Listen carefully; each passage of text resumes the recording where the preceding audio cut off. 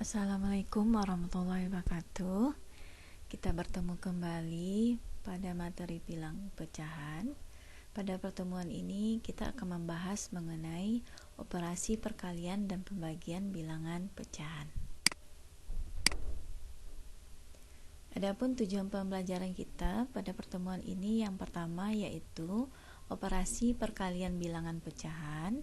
Kemudian yang kedua, operasi pembagian bilangan pecahan. Mari kita lihat pemahaman konsep dari perkalian bilangan pecahan. Jika seandainya kita mempunyai dua buah pecahan, yang pertama pecahannya A per B, kemudian pecahan yang kedua C per D. Kalau seandainya kita kalikan, berarti kita tinggal mengalikan pembilang dengan pembilang, berarti adalah A kali C. Kemudian penyebut dengan penyebut, berarti B kali D. Jadi A per B dikali C per D itu sama dengan A kali C per B kali D. Ada beberapa sifat perkalian pada bilangan pecahan yang harus kita pahami, yaitu yang pertama sifat komutatif atau disebut juga sebagai sifat pertukaran. Jadi sifat komutatif yaitu A per B dikali C per D sama dengan C per D dikali A per B. Kita lihat contohnya. Misalnya 2 per 3 dikali 1 per 4, berarti sama dengan 2 dikali 1 per 3 dikali 4. Jadi nilainya adalah 2 per 12, atau bisa kita sederhanakan 2 ini kita bagi 2 berarti menjadi 1, 12 kita bagi 2 juga berarti menjadi 6. Jadi dapatnya adalah 1 per 6. Kemudian kita lihat yang kedua, kalau seandainya kita balikkan tadi 2 per 3 kali 1 per 4, sekarang kita balikkan 1 per 4 dikali 2 per 3. Jadi kita kalikan pembilang dengan pembilang 1 kali 2, kemudian penyebut dengan penyebut 4 dikali 3. Jadi hasilnya 2 per 12. Kemudian kita sederhanakan, sama-sama kita bagi 2, berarti jadinya adalah 1 per 6. Dari sini dapat kita lihat bahwa 2 per 3 kali 1 per 4 hasilnya 1 per 6. 1 per 4 dikali 2 per 3 juga hasilnya adalah 1 per 6. Jadi ini disebut sebagai sifat komutatif. Sifat yang kedua adalah sifat asosiatif. Jadi sifat asosiatif yaitu A per B dikali C per D itu dikali E per F sama dengan A per B dikali C per D dikali E per F. Kita lihat contoh soalnya. 1 per 2 dikali 2 per 3, kemudian kita kalikan dengan 3 per 4. Jadi yang pertama yang di dalam kurung kita kalikan, 1 kali 2 jawabnya adalah 2, 2 kali 3 jawabnya 6. 2 per 6 kemudian kita kalikan dengan 3 per 4. 2 dikali 3 adalah 6, 6 dikali 4 adalah 24. Kemudian bentuk yang kedua, setengah dikali 2 per 3 dikali 3 per 4. Kita kalikan dulu yang di dalam kurung. 2 dikali 3 berarti 6, 3 dikali 4 berarti 12. Jadi setengah dikali 6 per 12. Kemudian 1 kali 6 adalah 6, 2 kali 12 adalah 24. Dari sini dapat kita lihat hasilnya ternyata sama-sama 6 per 24. Jadi inilah disebut sebagai sifat asosiatif. Yang ketiga adalah sifat distributif. Ada distributif perkalian terhadap penjumlahan, berarti ini dia sifatnya. Kemudian ada distributif perkalian terhadap pengurangan.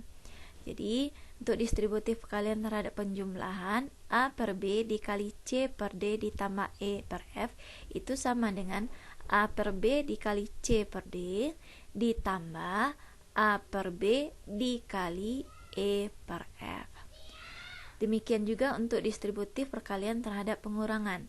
A per B dikali C per D dikurang E per F itu sama dengan A per B dikali C per D dikurang A per B dikali E per F.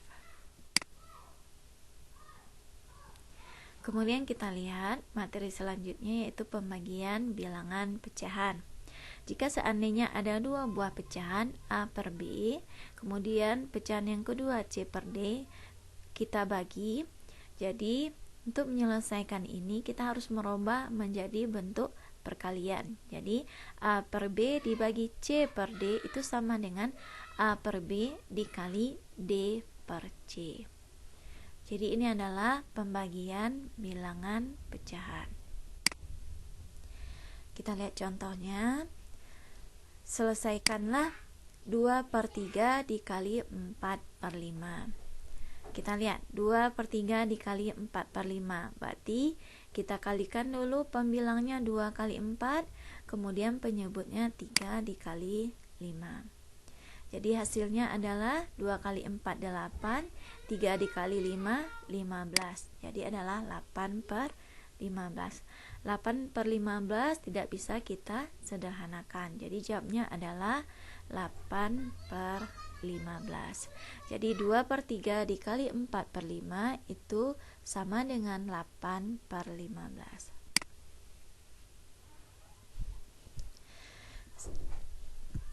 Selesaikanlah 1 per 4 dikali 3 1 per 5. Kita lihat bagaimana cara menyelesaikannya. 1 per 4 dikali 3 1 per 5 sama dengan, jadi artinya ini adalah pecahan campuran. Kalau tadi kita mengalihkan dua buah pecahan biasa, sekarang kita akan lihat contoh soal di mana dua buah pecahannya merupakan pecahan campuran. Jadi untuk menyelesaikan pecahan campuran dikali pecahan campuran, kita rubah dulu menjadi pecahan biasa. Jadi 1 per 4 kita rubah dulu menjadi pecahan biasa. 4 kali 1 ditambah 1 berarti 5 per 4. Kemudian 5 kali 3 ditambah 1 16 per 5. Terus kita kalikan pembilang 5 kali 16, kemudian penyebut 4 kali 15. Ternyata ini bisa disederhanakan, bagian pembilang ada 5, bagian penyebutnya ada 5. Ini kita sederhanakan, sama-sama dibagi 5, berarti ini dapat 1, ini dapat 1. 1 kali 16, kemudian 4 dikali 1. Tapi kalau kita lihat dan kita perhatikan, ternyata 16 dengan 4 juga bisa disederhanakan. Berarti 16 sama 4 ini sama-sama kita bagi 4. 16 kita bagi 4 berarti dapat 4. 1 kita bagi 4 dapat 1. Jadi dapatnya adalah 4. 4 dibagi 1 sama dengan 4. Sekali lagi, dari mana datangnya 4? Ini sama-sama kita bagi 5 berarti dapat 1. Ini sama-sama kita bagi 5 dapat 1. Yang 16 kita bagi 4 dapat 4. Yang 4 kita bagi 4 dapat 1. Jadi di sini 1 dikali 4 adalah 4. Ini 1 dengan 1, jawabnya 1. Makanya dapatnya adalah 4 per 1 atau sama dengan 4. Kita lihat contoh soal yang ketiga. Selesaikanlah 1 per 5 dibagi 1 per 2. 1 per 5 dibagi 1 per 2 ini adalah pembagian pecahan. Jadi untuk menyelesaikan pembagian pecahan kita rubah menjadi kali. Berarti sama dengan 1 per 5 dikali 2 per 1. Ingat ya, pecahan yang kita balikkan adalah pecahan yang di belakang tanda bagi. Jadi kita tinggal kalikan 1 dikali 2, 5 dikali 1. Berarti jawabnya adalah 2 per 5. Kemudian Kita lihat soal yang keempat. Selesaikanlah 31/3 dibagi 21/3. Ini adalah pembagian dua buah bilangan pecahan campuran.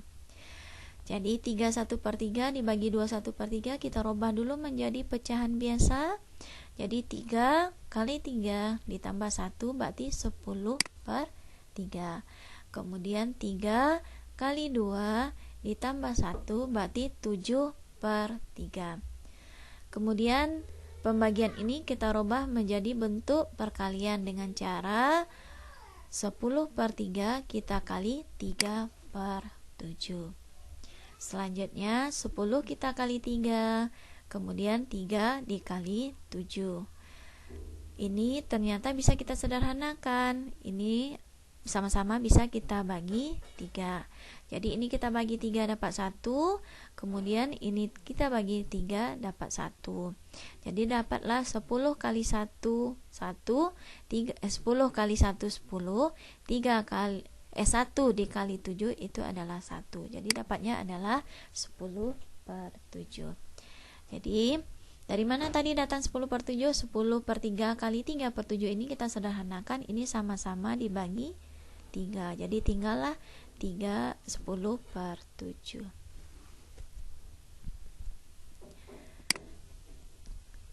10/7 bisa kita jadikan pecahan campuran 1 3/7. Kemudian yang terakhir, kita lihat permasalahan. Kita mempunyai sebatang bambu panjangnya 18,1/7 meter, kemudian dipotong-potong menjadi beberapa bagian yang sama, masing-masing 4/7 meter. Berapa potongan yang diperoleh? Jadi kita lihat, kita pahami permasalahan ini.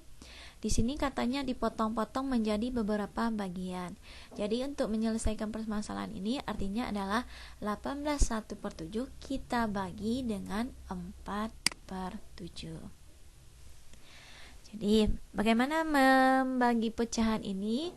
Karena ini pecahan campuran, ini pecahan biasa, harus kita rubah dulu pecahan campurannya ini menjadi pecahan biasa. Jadi ini kita rubah menjadi pecahan biasa.